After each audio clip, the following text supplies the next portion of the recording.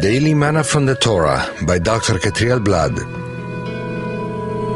Shalom, dear friends. Welcome to this fifth Aliyah of Parashat Re'eh. Observe.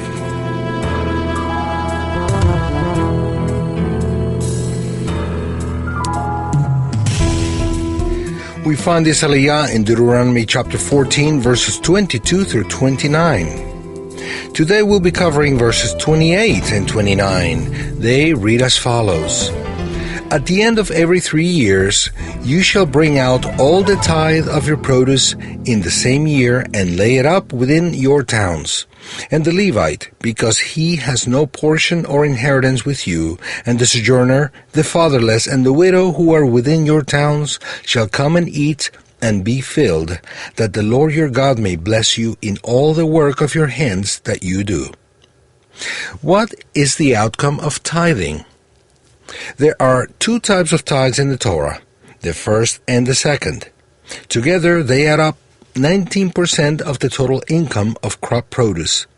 The first tithe is the one delivered entirely to the Levites, and the second one could be eaten in Jerusalem during the first, second, fourth, and fifth years of the weekly year cycle. The year is counted from Rosh Hashanah to Rosh Hashanah.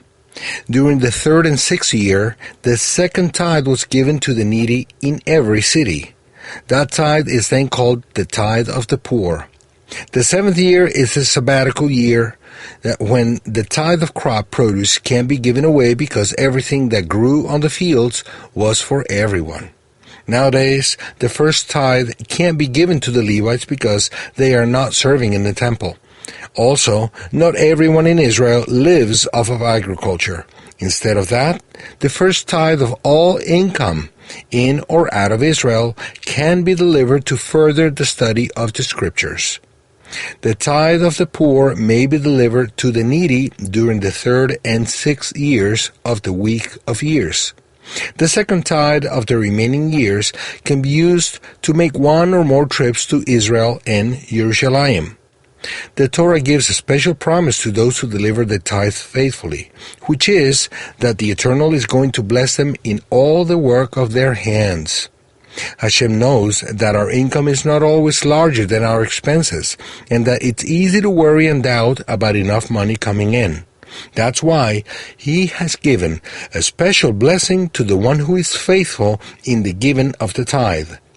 That blessing makes us be wise when managing the rest of the income so that we don't waste it on unnecessary and expensive stuff, but that we try to find less expensive articles and food.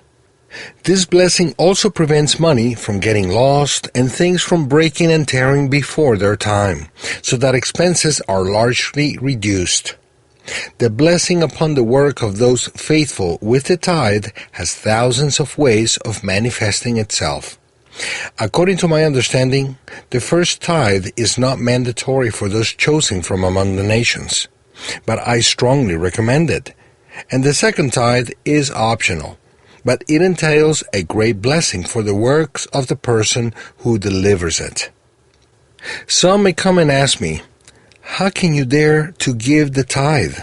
What if you can't make ends meet? Well, to that I'll answer, how dare you not give the tithe? What if you lose the Eternal's blessing upon your finances?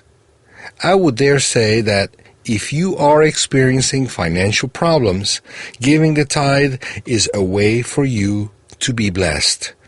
Many blessings, and shalom.